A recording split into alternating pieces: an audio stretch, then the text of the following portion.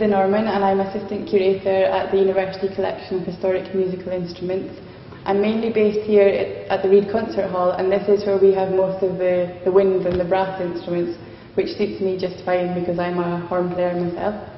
The tasks and roles that I have as Assistant Curator, mainly I'm involved with looking after the instruments, so that's making sure that they're stored correctly. Also I'm involved with designing the labels and making sure that the instruments have interesting information that visitors can read about. Recently I've been involved in designing and showcasing the Frank Tomes collection, and this has been really interesting. I had to basically take 36 brass instruments of all sorts of different shapes and sizes and try and fit them into the central showcases that we have here at the Reed Concert Hall.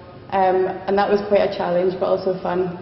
At the same time as doing that, I was also working out the history of the instruments, so looking into their provenance, looking into who made the instruments, what they might have been used for, that sort of thing. And for me, that's really one of the most interesting parts of the job, is thinking about each instrument and the story behind each instrument. So as well as being Assistant Curator here, I'm also working towards a PhD. And it's also along the lines of historic instruments. I'm looking specifically at 18th century horns, and I'm looking at them from the point of view of how they were played.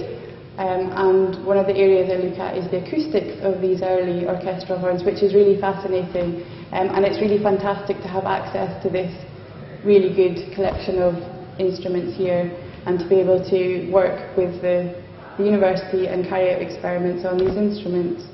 Okay, one of the favourite instruments from this collection, and it is hard to pick a favourite though, but I've picked this one mainly because it makes me smile, is this cornet by John Bailey here.